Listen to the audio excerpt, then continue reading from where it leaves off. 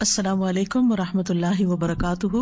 رسول اللہ صلی اللہ علیہ وسلم سے بعض صحابہ کرام نے عرض کیا، کیا ہمارا رب قریب ہے کہ ہم اس سے سرگوشی کے انداز میں مناجات کریں، یا وہ ہم سے دور ہے کہ ہم اسے پکاریں، یعنی بلند آواز سے پکاریں؟ اس سوال کے جواب میں یہ آیت نازل ہوئی، وَإِذَا سَأَلَكَ عِبَادِي عَنِّي فَإِنِّي قَرِيب، اور جب تجھ سے میرے بندے میرے بارے میں پوچھیں تو آپ ان کو بتا دیں کہ میں قریب ہوں۔ اس آیت میں اللہ سبحانہ وتعالیٰ نے عبادی کہہ کر اپنے بندوں پر خاص رحمت ظاہر کی ہے، اور پھر اپنے قریب ہونے کا ذکر کر کے دعا کرنے کی ترغیب دی ہے۔ یعنی اللہ سبحانہ وتعالیٰ ہمیں اپنے بندے کہہ کے پکار رہا ہے، میرے بندے، ہم سب اسی کے بندے ہیں۔ اور پھر یہ بھی بتا دیا کہ انی قریب، میں قریب ہوں، دور نہیں ہوں تم سے، تم جب چاہو مجھے پکار سکتے ہو۔ ابو موسیٰ اشعری کہتے ہیں کہ ایک سفر میں ہم رسول اللہ صلی اللہ علیہ وسلم کے ساتھ تھے۔ جب ہم کسی وادی میں اترتے تو لا الہ الا اللہ اور اللہ اکبر کہتے اور ہماری آوازیں بلند ہو جاتی، تو نبی صلی اللہ علیہ وسلم نے فرمایا، اے لوگو، اپنی جانوں پر رحم کرو، کیونکہ تم کسی بہرے یا غائب کو نہیں پکار رہے، وہ تو تمہارے ساتھ ہی ہے، بے شک وہ سننے والا اور تم سے بہت قریب ہے، اس کا نام برکتوں والا ہے اور اس کی عظمت بہت ہی بڑی ہے۔ تو اللہ سبحانہ وتعالی قریب ہے، اس کو ہم چاہیں تو دل ہی دل میں پکاریں، سرگوشیوں کے انداز میں پکاریں یا اونچی آواز میں پکاریں، وہ ہر حال میں سنتا ہے، اور جب وہ سنتا ہے تو جواب بھی دیتا ہے اور ہماری دعائیں قبول بھی کرتا ہے۔ اس لیے ہمیں اس کو قریب محسوس کر کے اس سے دعائیں کرتے رہنا چاہیے۔ تو وہ دعا کی قبولیت کے اعتبار سے قریب ہے، دعا کو سننے کے لحاظ سے قریب ہے، اپنے علم کے اعتبار سے سب لوگوں کے قریب ہے، اور خاص طور پر عبادت کرنے والوں اور پکارنے والوں کے قریب ہے۔ یعنی اس کا قرب دو طرح کا ہے، ایک عام قرب ہے جو سب کے لیے ہے، اور ایک خاص قرب ہے جو اس کے خاص بندوں کے لیے ہے، اور وہ خاص بندے جو عبادت گزار ہیں، جو اس کا ذکر کرتے ہیں، جو اس کے شکر کرنے والے ہیں۔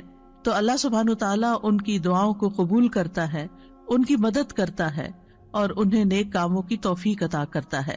یہاں پر آپ دیکھ رہے ہیں کہ فَإِنِّي قریب کہہ کے بندے اور رب کے درمیان کوئی فاصلہ نہیں رکھا گیا اس اعتبار سے کہ کوئی اور واسطہ ہو۔ یہاں اللہ سبحانہ وتعالیٰ نے جواب کو قل یا فقل کہہ کے نہیں فرمایا، جیسا کہ دوسری آیات میں آتا ہے۔ جتنے بھی سوال صحابہ کرام نے رسول اللہ صلی اللہ علیہ وسلم سے کیے تو ان کے جواب میں اللہ تعالیٰ نے فرمایا قل، آپ انہیں بتا دیجئے، لیکن یہاں پر قل بھی نہیں آیا، ڈائریکٹ فَإِنِّي قریب، اذا سألک عبادی انی فإنی قریب، یعنی بیچ میں کوئی واسطہ نہیں لایا گیا۔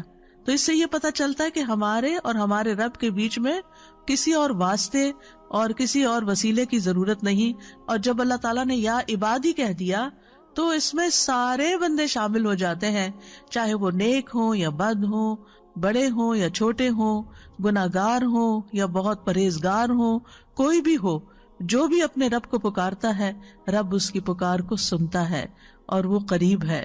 لہٰذا جب ہمارا رب قریب ہے اور مجیب ہے، کہ ہمارا اگر اپنے رب سے تعارف ہو جاتا ہے، ہم اپنے رب کو پہچان جاتے ہیں کہ ہم کس کو پکار رہے ہیں اور وہ کہاں ہے، تو جتنا جتنا ہمارا یہ یقین ہوگا کہ وہ ہمارے قریب ہے اور وہ سنتا ہے اور جواب دیتا ہے، اتنی ہی زیادہ محبت اور توجہ کے ساتھ، اخلاص کے ساتھ ہم دعا کریں گے انشاءاللہ۔ اور پھر آپ دیکھیے کہ اللہ تعالیٰ ہماری دعاؤں کو ضائع نہیں کرتا۔ اجیب دعوت الداعی اذا دعانی، مطلب یہ ہے کہ جو بھی مجھ سے مانگتا ہے وہ کچھ پا کے ہی لوٹتا ہے، وہ نامراد نہیں ہوتا۔ جیسے زکریا علیہ السلام نے کہا تھا کہ وَلَمْ أَكُنْ بِدُعَائِكَ رَبِّ شَقِيًّا، کہ اے رب تجھے پکار کر تو میں کبھی بدبخت ہوا ہی نہیں، کبھی مایوس ہوا ہی نہیں، کبھی محروم ہوا ہی نہیں، جب بھی تجھے پکارا تجھ سے کچھ پا ہی لیا۔ تو اس لیے ہر دعا کرنے والے کو یہ یقین ہونا چاہیے کہ ہماری دعا ضرور سنی جائے گی، کیونکہ شیطان انسان کے دل میں یہ وسوسہ ڈالتا ہے کہ تمہاری دعا قبول نہیں ہوگی۔ نہیں بھائی، ہر ایک کی دعا قبول ہوتی ہے اگر وہ صحیح معنوں میں اپنے رب کو پکارتا ہے، وہ دعاؤں کو سنتا ہے اور جواب بھی دیتا ہے۔ ضرورت اس بات کی ہے کہ ہم اپنے دل کو حاضر کر کے اللہ سے مانگیں، اخلاص کے ساتھ مانگیں، اور قبولیت کے جو اوقات ہیں یا جو علامات ہیں ان کو سامنے رکھتے ہوئے مانگیں، اور پھر ساتھ یہ بھی کہا گیا فَلْيَسْتَجِيبُوا لِي وَلْيُؤْمِنُوا بِي لَعَلَّهُمْ يَرْشُدُونَ، کہ انہیں چاہیے کہ وہ بھی میری بات مانے، یعنی اگر یہ چاہتے ہیں کہ میں ان کی دعائیں قبول کروں تو پھر انہیں بھی چاہیے جب میں انہیں پکارتا ہوں، ایک تو یہ ہے نا کہ ہم اللہ تعالیٰ کو پکارتے ہیں، اور ایک اللہ تعالیٰ بھی ہمیں پکارتے ہیں، یعنی اللہ سبحانہ تعالیٰ کب پکارتے؟ ہر اذان میں پکار آتی ہے، حی علی الصلاح حی علی الفلاح، تو پھر ہم کیا کرتے ہیں؟ کیا واقعی ہم صلاح کی طرف جاتے ہیں یا نہیں؟ اسی طرح قرآن مجید میں بہت دفعہ یا ایھا الذین آمنوا کہہ کے ہمیں پکارا گیا ہے، اے لوگو جو ایمان لائے ہو، یا ایھا الناس کہہ کے تمام انسانوں کو پکارا گیا ہے۔ تو کیا ہم انسان بھی اپنے رب کی پکار کو سنتے ہیں؟ کیا ہم بھی جواب دیتے ہیں؟ کیا ہم بھی اس کی طرف بڑھتے ہیں؟ اور پھر یہ کہ وَلْيُؤْمِنُوا بِي، چاہیے کہ وہ مجھ پر ایمان لائیں، چاہیے کہ وہ میری بات مانیں، لَعَلَّهُمْ يَرْشُدُونَ، شاید کہ وہ سیدھی راہ پا جائیں۔ رسول اللہ صلی اللہ علیہ وسلم نے فرمایا، تم میں سے ہر ایک کی دعا قبول کی جاتی ہے جب تک کہ کوئی گناہ یا قطع رحمی کی دعا نہ کرے، بشرطے کہ جلدی بھی نہ کرے۔ پوچھا گیا یا رسول اللہ وہ جلدی کیا ہے؟ فرمایا یہ کہ کوئی یوں کہے کہ میں نے دعا کی اور میں نے دعا کی، یعنی دوبارہ کہ میں نے تو کئی بار دعا کی، بہت دعا کی، میری تو دعا قبول نہیں ہوتی، اور اس طرح وہ تھک ہار کر دعا کرنا چھوڑ دے۔ ایسا نہ کرے بلکہ دعا کرتا رہے، کیونکہ اس کی قبولیت کے مختلف طریقے ہیں۔ تو اللہ سبحانہ وتعالی ہم سے قریب ہے۔ ایک اور آیت میں آتا ہے سورۃ ہود کی، وَإِلَىٰ ثَمُودَ أَخَاهُمْ صَالِحًا قَالَ يَا قَوْمِ اعْبُدُوا اللَّهَ مَا لَكُم مِّنْ إِلَٰهٍ غَيْرُهُ هُوَ أَنشَأَكُم مِّنَ الْأَرْضِ وَاسْتَعْمَرَكُمْ فِيهَا فَاسْتَغْفِرُوهُ ثُمَّ تُوبُوا إِلَيْهِ إِنَّ رَبِّي قَرِيبٌ مُّجِيبٌ۔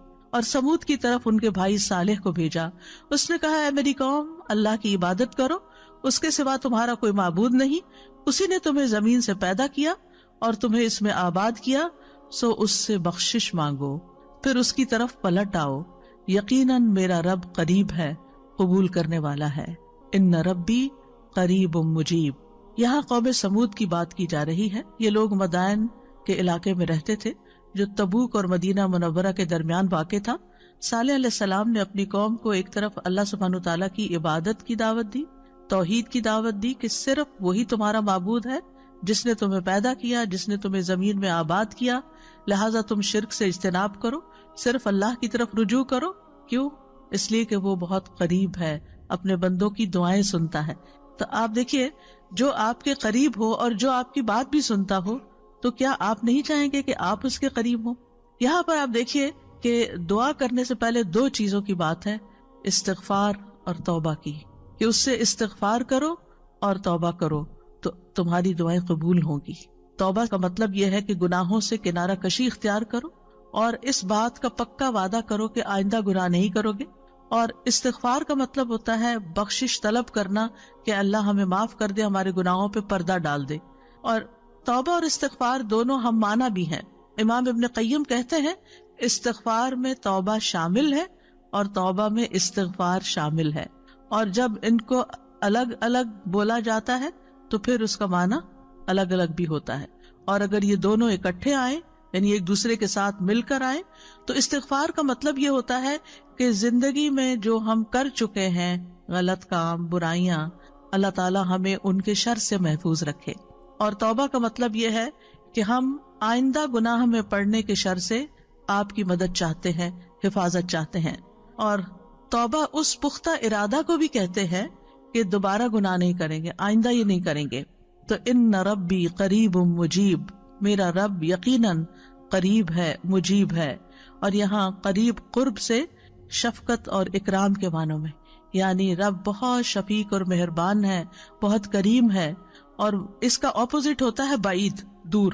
اور بہت کا لفظ سختی کے لیے بولا جاتا ہے کہ وہ جو شفیق نہ ہو، سخت ہو، کرخت ہو، اور پھر یہ کہ کچھ نہ دے، تو ایسا نہیں ہے ہمارا رب۔ ہمارا رب قریب ہے، مہربان ہے، اور اس کے ساتھ ساتھ یہ کہ وہ اپنے بندوں کا اکرام کرتا ہے اور انہیں سیدھے رستے پر چلاتا ہے، ان کی رہنمائی کرتا ہے، ان کی ضروریات پوری کرتا ہے، ان کی حفاظت کرتا ہے، ان کو مدد دیتا ہے، ان کی مشکلات دور کرتا ہے۔ لہٰذا ہمیں اپنے رب کو قریب پاتے ہوئے اور قربت کا ایک احساس ہوتا ہے. قریب ہونے کا مطلب یہ نہیں کہ اللہ سبحانہ وتعالیٰ کسی نعوذ باللہ فزیکل فارم میں ہمارے ساتھ بیٹھے ہوئے ہیں یا ہمارے دل میں بیٹھے ہوئے ہیں، یہ مطلب نہیں ہے قریب کا. قربت ایک احساس کا نام ہے. آپ نے دیکھا ہوگا بہت سے لوگ دور ہوتے ہوئے آپ کے دل کے قریب ہوتے ہیں، اور کئی لوگ آپ کے ساتھ رہتے ہوئے، آپ کے ساتھ بیٹھے ہوئے، آپ کے ساتھ زندگی گزارتے ہوئے بھی آپ سے دور ہوتے ہیں. تو اللہ سبحانہ وتعالی کا قرب محسوس کرنے کی چیز ہے، اس طرح کہ وہ سنتا ہے. اللہ سبحانہ وتعالی سنتا ہے، السمیع ہے، اللہ تعالیٰ دیکھتا ہے، البصیر ہے، اللطیف ہے، الخبیر ہے، ہمارے دلوں کے راز بھی جانتا ہے. تو اس سے بڑھ کے قریب کون ہوگا جو شہرک سے بھی زیادہ قریب ہے، اور جو ہمارے دل میں خیال اٹھ کر جو ہمارے دماغ تک جاتا ہے اس سے پہلے کہ دماغ تک جائے وہ بیچ میں حائل ہوتا ہے اور وہ جان لیتا ہے کہ بندہ کیا سوچ رہا ہے. نہ صرف یہ کہ وہ یہ جانتا ہے کہ اس وقت کیا کر رہے ہیں ہم، وہ یہ بھی جانتا ہے ہم پاسٹ میں کیا کر چکے ہیں، اور وہ یہ بھی جانتا ہے کہ ہم فیوچر میں کیا کچھ کرنے والے ہیں. کوئی اور ہے ایسا جو اتنا زیادہ ہمیں جانتا ہو؟ کیا وہ ہماری ضروریات کو نہیں جانتا ہوگا؟ کیا وہ ہمارے دکھ کو نہیں جانتا؟ کیا وہ ہماری پریشانیوں کو نہیں جانتا؟ کیا وہ ہماری زندگی کے مقاصد کو نہیں جانتا؟ کیا وہ ہماری کوششوں کو نہیں جانتا؟ کیا وہ ہماری عبادتوں کو نہیں جانتا؟ وہ خوب جانتا ہے، وہ سب کچھ جانتا ہے. تو جو جانتا ہے اس سے مانگے بنسبت اس کے کہ جو جانتا بھی نہیں ہے اور ہم اس سے توقعات لگا کے بیٹھے رہے کہ یہ ہمارے لیے کچھ کریں گے. عام طور پر ہم جب کسی مشکل کا شکار ہوتے ہیں تو پھر بندوں کی طرف دیکھتے ہیں، نہیں، جو اپنے رب کو قریب پاتے ہیں وہ اپنے رب ہی کی طرف دیکھتے ہیں اور رب ہی کی طرف پلٹ پلٹ کر جاتے ہیں. اور تابا یتوبو کا مطلب پلٹ پلٹ کر جانا بھی ہے، کہ واپس پلٹتے ہیں کہ اللہ تعالیٰ اگر ہماری کسی بات سے آپ ناراض ہو گئے ہیں یا ہم سے خفا ہیں تو ہم تیری ہی طرف پلٹتے ہیں. اعوذ بک منک، تجھ سے ڈر کے پھر تیرے ہی پاس پناہ لیتے ہیں اپنے گناہوں کے شر سے بچنے کے لیے، اپنی سیئات سے بچنے کے لیے. تو اس لیے تھرو آؤٹ جو ہمارا انشاءاللہ پروگرام ہوگا اس میں آپ یہ 2 لفظ بس پکے کر لیں، وہ قریب ہے، وہ مجیب ہے، وہ بہت قریب ہے اور وہ جواب بھی دیتا ہے، وہ دعائیں قبول بھی کرتا ہے. اس لیے اس رمضان میں خوب خوب دعائیں کرنی ہے. اور ویسے بھی آپ دیکھیں کہ دعا افضل ترین عبادت ہے. الدعاء مخ العبادہ، عبادت کا جوہر ہے، عبادت کی ٹاپ پر ہے. تو رمضان کا مہینہ عبادت کے لیے، لہٰذا اس عبادت میں دعاؤں کا ایک خاص حصہ ہونا چاہیے. دعا ہے کیا؟